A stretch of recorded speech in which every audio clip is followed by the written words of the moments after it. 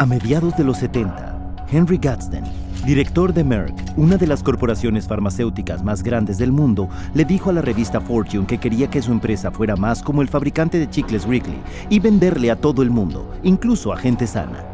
¿Se ha hecho realidad el sueño de Gadsden? ¿Está el marketing dirigiendo ahora la maquinaria de una de las industrias más lucrativas de la Tierra? ¿Se están comercializando los fármacos psicotrópicos como el chicle?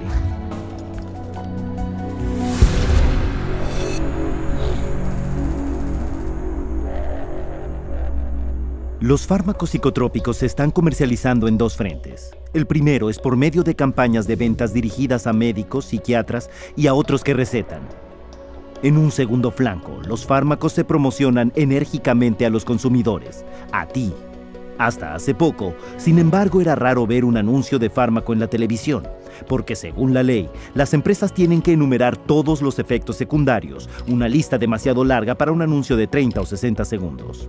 Pero en 1997, los grupos de presión de las empresas de fármacos hicieron que el Congreso de Estados Unidos relajara esta regla y les permitiera mencionar solo algunos de los efectos secundarios.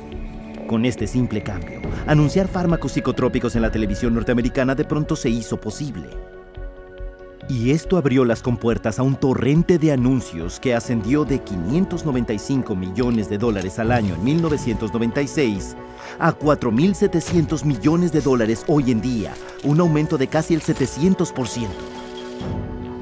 The directed consumer advertising on television, they don't give that message that in order to be healthy, you need to be off drugs.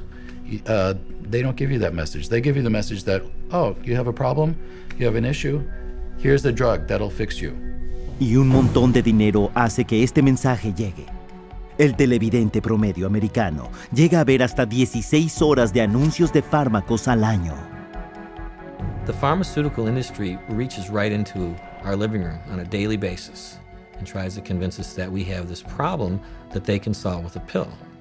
That's dangerous. If you watch any primetime TV, if you watch any primetime news, you're going to get multiple advertisements for whatever the current med is of choice. On television, there are ads now that say, you have got this condition and you're feeling miserable.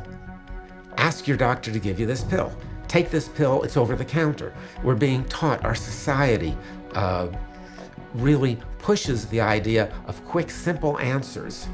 Ask your doctor if Abilify is right for you. Ask your doctor about Cymbalta. Talk to your doctor about Zoloft. Ask your doctor about Prestige. Ask your doctor if it's Talk to your doctor. Talk to your doctor about the risks and benefits of adding Abilify.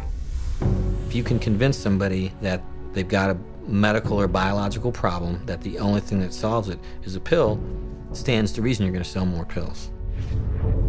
Para ver lo eficaz que es esta estrategia de marketing de pregúntele a su médico, un estudio patrocinado por el Instituto Nacional de Salud Mental en el 2005 envió actores entrenados a consultorios de médicos y psiquiatras declarando estar deprimidos y solicitando un antidepresivo concreto. 50% de ellos recibieron una receta para el fármaco concreto que pedían, e incluso si el actor no pedía ningún fármaco psicotrópico en absoluto, se le daba una prescripción una tercera parte de las veces. The doctors feel tremendously pressured to please the patient, to prescribe what the patient is asking for. Nobody likes being labeled as the doc who didn't do anything for me. The doctor is a businessman, and he knows that if he doesn't fulfill that patient's request, there's a probability that that patient will go elsewhere because he'll find somebody that's willing to prescribe that drug. It should be the doctor's choice. It should be the doctor's evaluation driving the use of any medication. It shouldn't be giving a patient the opportunity to see something on TV and come in and ask for it by name, because doctors then are immediately put in a situation where they feel pressured to pull out the prescription pad, whereas they should have come to that conclusion based on their actual clinical data. Pero hacer que el paciente llegue y pida fármacos psicotrópicos para enfermedades que no existen le ha quitado el poder de las manos a los médicos. Y esto se ha hecho por medio de campañas de marketing de fármacos psiquiátricos que llenan los cofres de los puntos de venta de los medios de comunicación.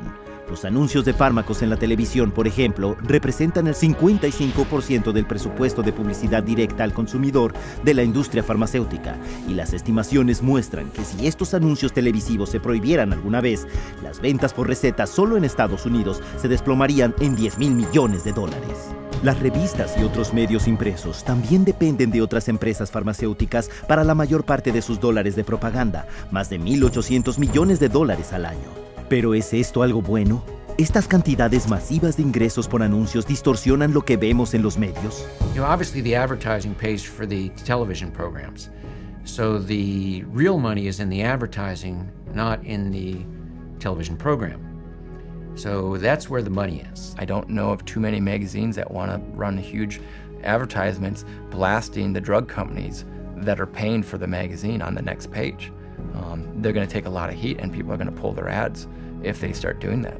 So again, you have a huge conflict of interest at play with the mass media. Esta asociación entre la industria farmacéutica y los medios de comunicación también se extiende a los anuncios de servicio público que promocionan la enfermedad psiquiátrica. Kids with ADHD or sometimes postpartum depression. Still dealing with depression? It could be your time for change. A los psiquiatras se les presenta promocionando fármacos en estrenos de noticias en video, los cuales sencillamente parecen informes de noticias en TV, pero que en realidad son anuncios de marketing producidos por la compañía farmacéutica. En las entrevistas de noticias, los expertos vienen de los departamentos de oradores de empresas farmacéuticas y esos psiquiatras raramente revelan sus lazos financieros. Como resultado, los segmentos de la asistencia a la salud mental en los medios de comunicación raramente se desvían de la línea compartida con la psiquiatría. Los fármacos psicotrópicos se mencionan en películas y en la televisión, tales como Prozac en la serie de TV The Sopranos, y Zoloft, un producto colocado en la película El Sexto Sentido.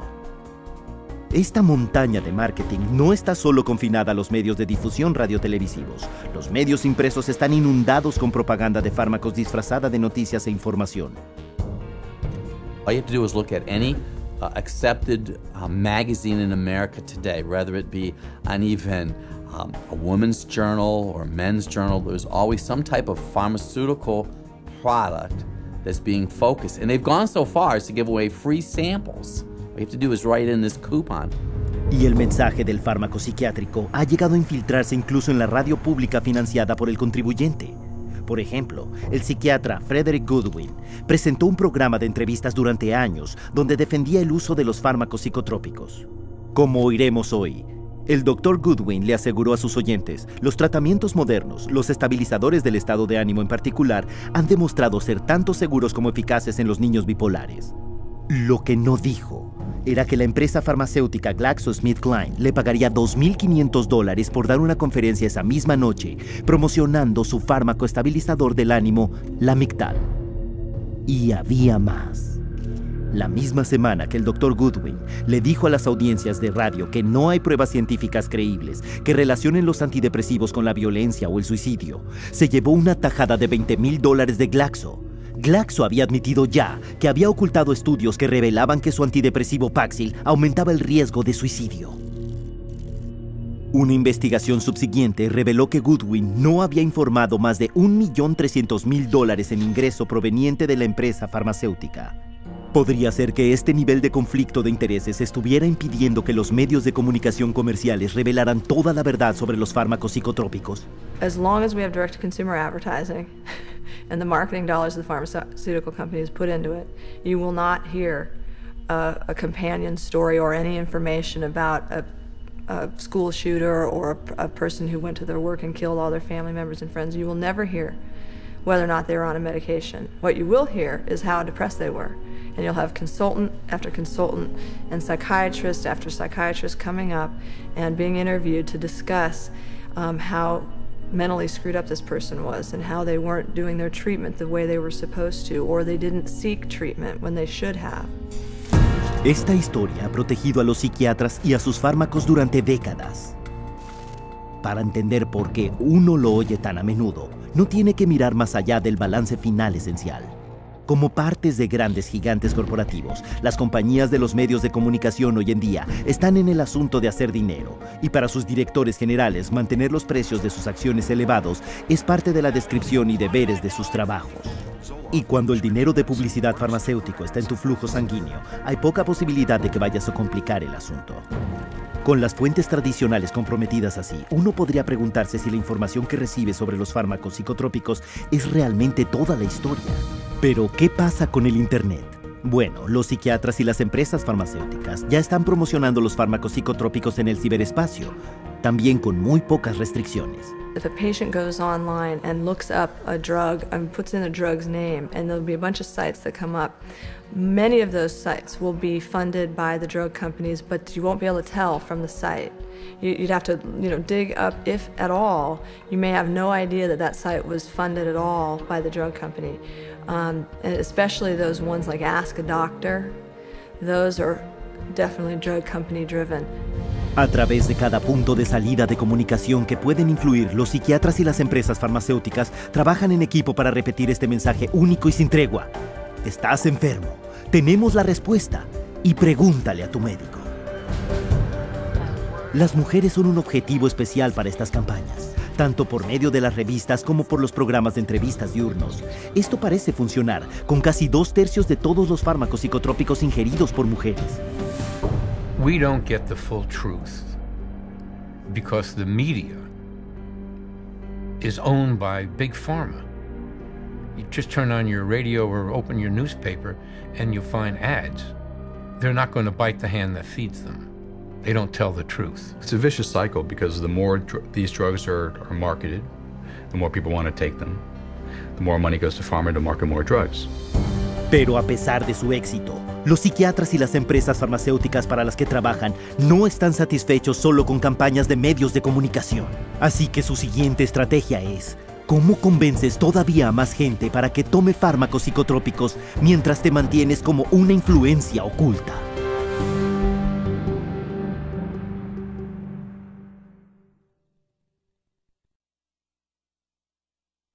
Las empresas farmacéuticas se gastan miles de millones cada año para promocionar su última droga.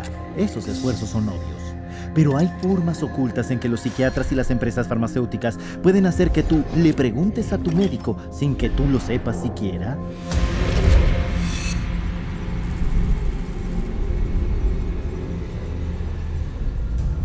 Podría parecer imposible que pudiera crearse un antojo por los fármacos psicotrópicos sin que uno siquiera fuera consciente de ello. ¿Podría ser eso verdad? Bueno, si sabes qué buscar, encontrarás campañas de marketing de fármacos prácticamente en todas partes. En hospitales, los programas que promocionan a los psicotrópicos se emiten por cadenas como El Canal del Paciente en circuitos cerrados de televisión. Se pueden encontrar en libros para niños como Brandon y el oso bipolar, donde a un muchachito se le dice que sus sentimientos los causan compuestos químicos en su cerebro que pueden controlarse con buena medicina. Hay programas de concientización de la salud mental que hacen giras por los campus universitarios para promocionar chequeos de salud mental. Otra promoción oculta atrajo a unas chicas de preparatoria a una conferencia sobre trastornos alimenticios para venderles Zoloft. ¿De dónde salen estas campañas?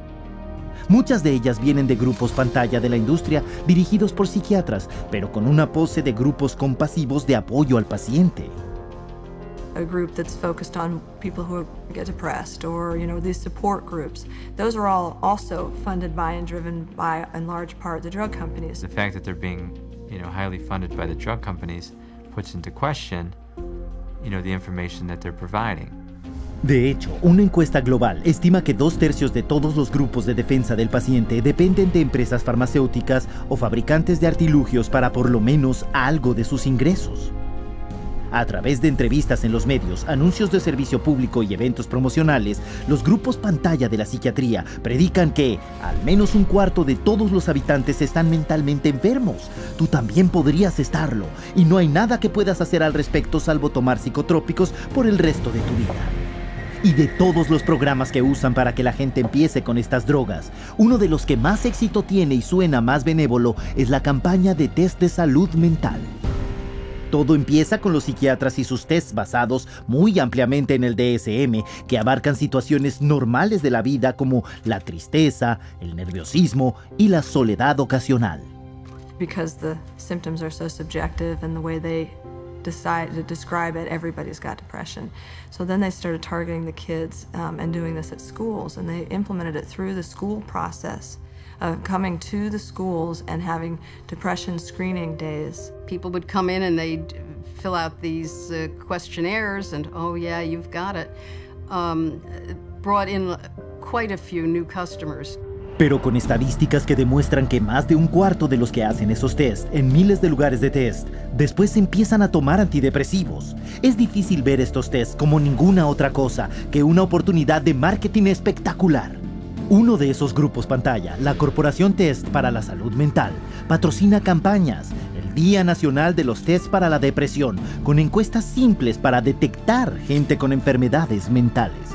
Pero lo que no se revela es que los tests para la salud mental han recibido un total de casi $5 millones por lo menos de 7 empresas farmacéuticas, todas ellas fabricantes de fármacos psicotrópicos que se les dan a los niños.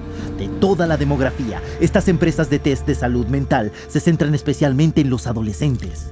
Los Teen Screen es el mayor programa de test en el mundo. Un programa nacional de Estados Unidos bajo el disfraz de prevención del suicidio, centrado en estudiantes de preparatoria. Estos tests se desarrollaron por el Dr. David Schaffer, un psiquiatra con fuertes vínculos con la industria farmacéutica. Teen Screen is a series of questions that take about 10 minutes for kids to answer. It's targeted at high school kids. On the Teen Screen case, it asks, do you sometimes feel like other people have an easier life, or, do sometimes you feel bad about yourself and other times you feel good about yourself? Well, given where you are in that particular day and what's happened, you're going to answer that differently. Once this test comes back that the child answered it based on how his emotions were at that very moment, that information gets passed back to the school, possibly the guidance counselor, adjustment counselor, or the school counselor herself, and that child is then referred on to mental health agency. Y los estudios muestran ahora que una vez frente a un psiquiatra, a 9 de cada 10 niños se les prescribe un fármaco psicotrópico. Usando un lenguaje alarmista y estadísticas engañosas, el Teen Screen intenta asustar a los padres temerosos de que su hijo pueda tener tendencias suicidas. Pero una mirada más de cerca revela que esto no es un programa de prevención del suicidio en lo más mínimo, sino una campaña de marketing farmacéutico. Y este marketing y su amplia red de diagnóstico crea un gran promedio de lo que se conoce como positivos falsos. Según la propia admisión de Schaffer, al 84% de todos los estudiantes que hacen el test se les etiquetó falsamente con tendencias suicidas.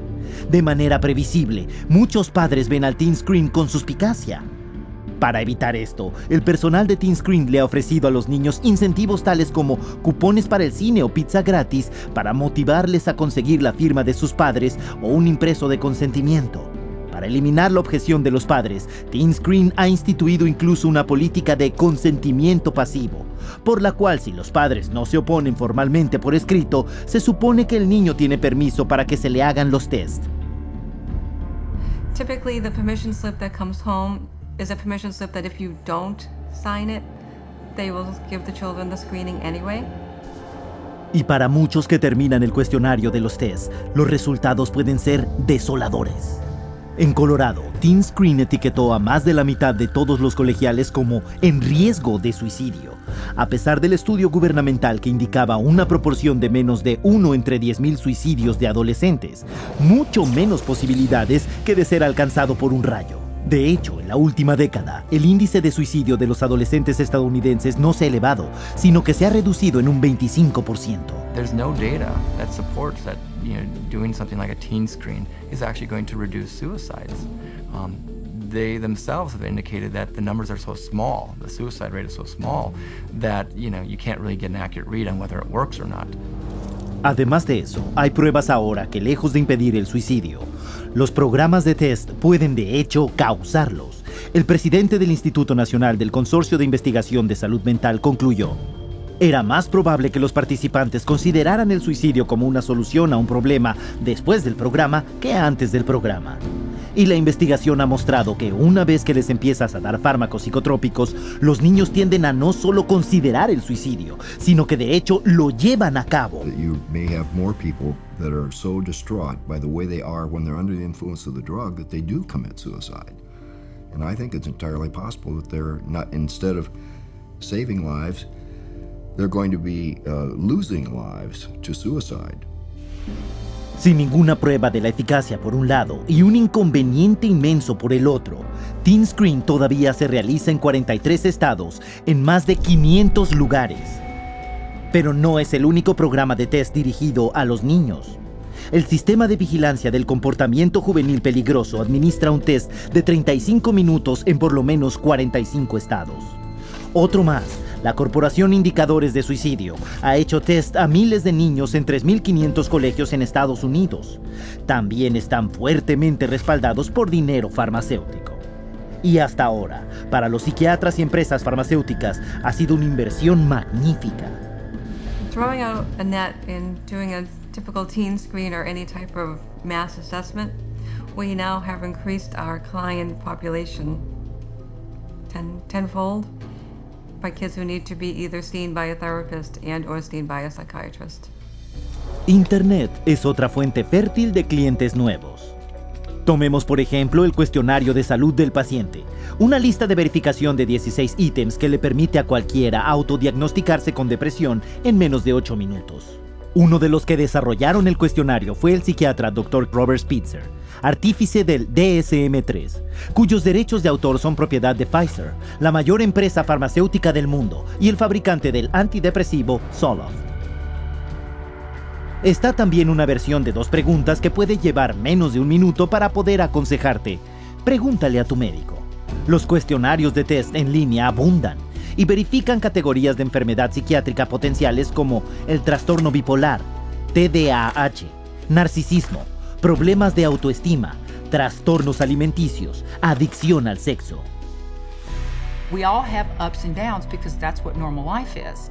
If you administer the screening on those times where you have down, you're going to be labeled as having a mental health issue. Where if you took the same screening later, you may not be, but you've already been labeled that way. And that's the danger of that. Y la etiqueta dura toda una vida. Hasta ahora, las campañas de test se han limitado a los que querían participar. Pero, ¿y si los tests ya no fueran voluntarios? ¿Conduciría esto a un aumento del suministro de fármacos?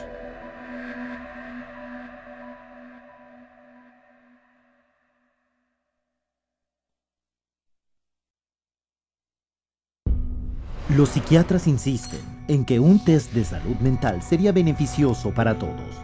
Pero ¿es esto cierto? ¿Y cuáles son los riesgos?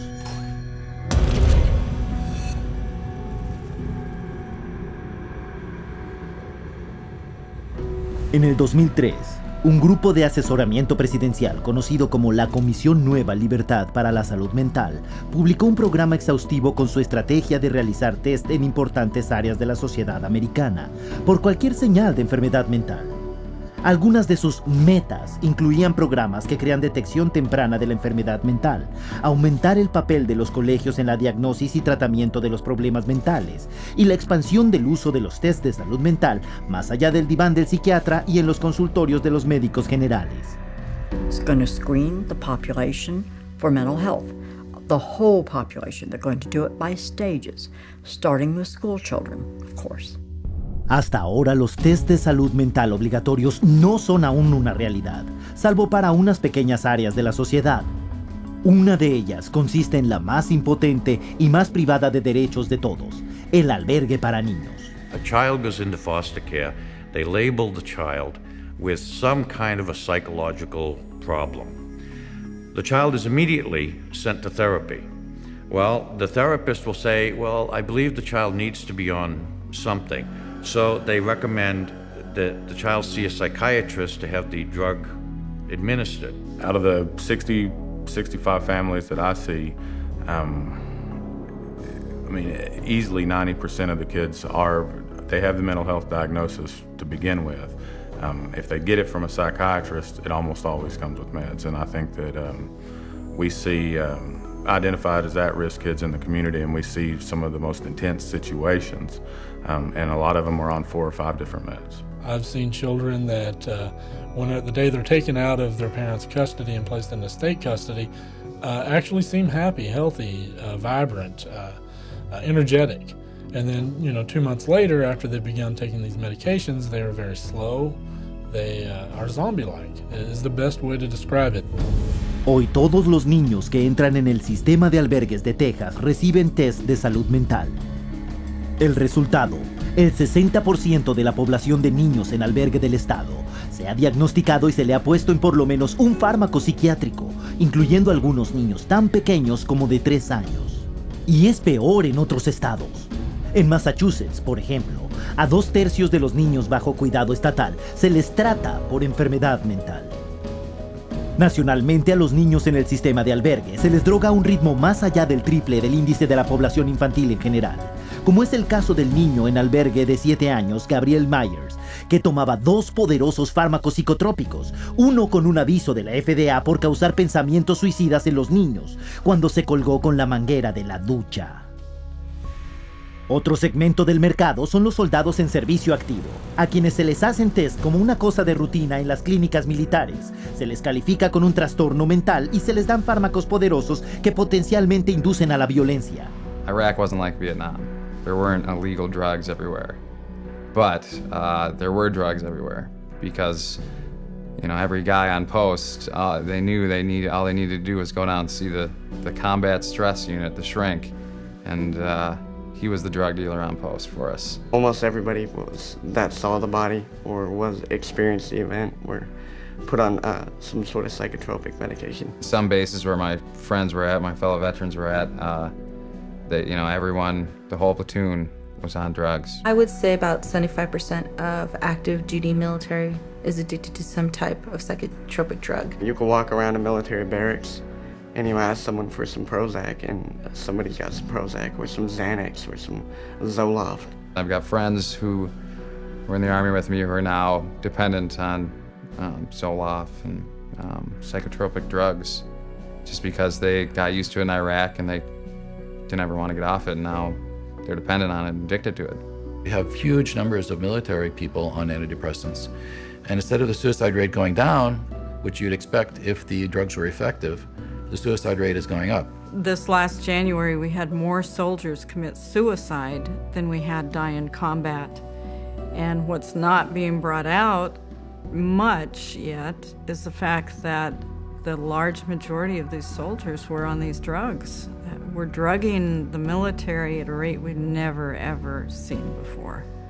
Y esto es solo el principio. Los programas de test de salud mental para los militares se planean para 43 clínicas en 15 bases por todo Estados Unidos, Alemania e Italia. Los estudios revelan que hasta el 12% de los que prestan servicio en Irak y el 17% de los que están en Afganistán toman algún tipo de antidepresivo o pastilla para dormir, un total de 20,000 miembros en servicio. Pero esta cifra palidece en comparación con las cifras de mujeres embarazadas o en la etapa postnatal que podrían ser drogadas si las leyes de test psiquiátricos obligatorios se hicieran una realidad. And when a woman is pregnant, right during the pregnancy, specifically right afterwards, her hormones are changing and sometimes raging.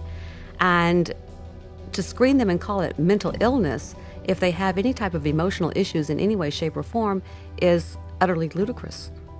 Incluso sin leyes que lo impongan, madres futuras podrían recibir test para enfermedades mentales y ni siquiera saberlo. Aquí hay algunas mujeres encuestadas al salir de los consultorios de sus médicos. Have you ever been screened for mental illness? I have not been screened for mental illness. No, I've never been screened for any mental illness. I don't remember any pre-screening. I have not been. No. No? Have you ever been screened for any mental illness? No, I have not been screened for any mental illness. Did your OB/GYN or gynecologist have you fill out a questionnaire that contains psychological questions? Yes, my OB/GYN did give me a questionnaire that has psychological questions. I've never been screened for mental illness. Yes, I would say the first time I went to see my OB/GYN, I did fill out questionnaires about even family medical history, my medical history, my mental state. I've not been screened for any mental illness or depression. I took a questionnaire in my 6-week checkup, and it basically asked me about if I was crying, if I felt depressed. Yeah, it was a questionnaire about depression. If you're depressed, or if you had any history of depression. Are you happy with your normal day? Are you happy about being pregnant? Have you ever hurt yourself? Are you happy? If I feel like hurting someone, if I was angry. Do mental illness run in your family? You know, it was very noticeable to me after the pregnancy that they're actually fishing for the postpartum depression. When I was pregnant with my daughter, before I had her, I had to take postpartum depression medicine from my 7th month on to my 9th month. ¿Y hacia dónde conducen estos tests? A programas como la poco conocida estratagema para drogar a la gente formulada originalmente en Texas en el 95, llamada Proyecto Algorítmico de Medicación de Texas, o TMAP.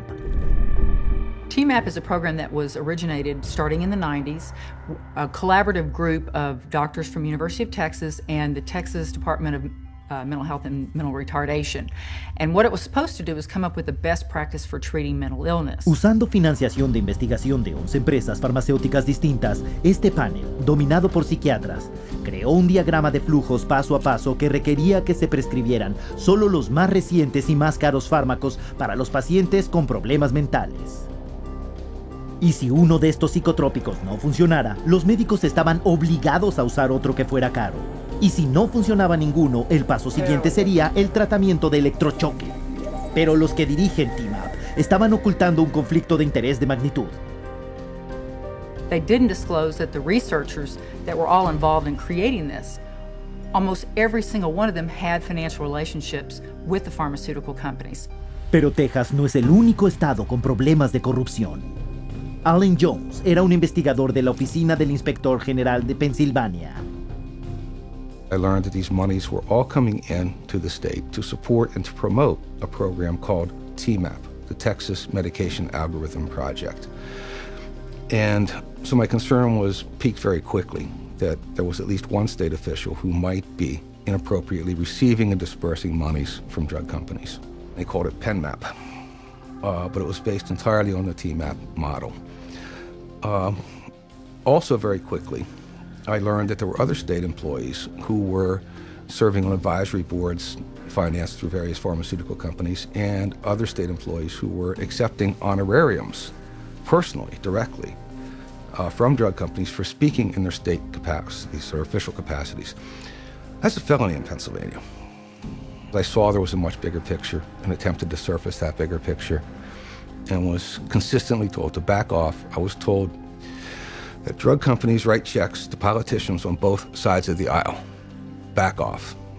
You will not expand this investigation into the drug companies. Continued to press the investigation, much of it on my own time at this point. I became increasingly alarmed that all of the drugs recommended by the TMAP program were exclusively the new patented atypical antipsychotics for schizophrenia, and all of the brand new patented SSRI antidepressants. None of it added up. When it became obvious to me that my investigation was not going to be permitted to continue, and it became obvious to the Inspector General's office that I was not going to stop, I was removed from lead investigator on the case. They threatened me with loss of career, with loss of job, with loss of reputation, essentially. A pesar de la investigación que resultó en la condena del farmacéutico en jefe de Pensilvania, TMAP y otras ramificaciones como PenMap se extendieron por todo el país, generando miles de millones de dólares en ventas de fármacos. Pero el chance psiquiátrico viene con un costo público muy grande. En el 2001, TMAP y su equivalente para los niños, CMAP, llevó a la bancarrota al programa de Medicaid de Texas y a los sistemas de salud mental y penitenciario del estado. Así que, ¿qué es lo que vemos en el cuadro final? Un programa de test de salud mental del gobierno, financiado por el contribuyente, en donde a cada persona que los psiquiatras juzgan con enfermedad mental, le dan poderosos fármacos psicotrópicos peligrosos y muy caros. Y si no funcionan, se les da tratamiento de electrochoque. They're going to start with school children on the New Freedom Initiative, Then they're going to move it to senior citizen nursing homes. Then they're going to move it to, of course, military. And then parents. By the time you're 18, you've been screened in utero when you were an infant. You were screened as an infant when you first came out. You were screened in your daycare. You were screened then at school. You were screened at the pediatrician's office. You're screened in high school. You're screened over and over again. And to sit there and pass laws requiring that people be screened and drugged based on screening under state law or federal law is really, it's criminal. It should not be done. They're marketing this madness all over this country, and we are actually becoming an example for the rest of the world. So we're, again, the poster child, if you will, and so the rest of the world is spending more and more on drugs. I don't know that there was ever a time in the history of the world where people have been drugged to the extent of what we're seeing today. The reality is, if you look at the overall picture, I don't see these drugs helping us make a better society. We see it in the military, we see it in our children, we see it in the schools. These drugs are not working to make a better society. Y con las campañas de marketing de las enfermedades mentales ocultas yendo a toda marcha, ¿qué les pasa a los pacientes una vez diagnosticados y entregados a la máquina de medicación psicotrópica?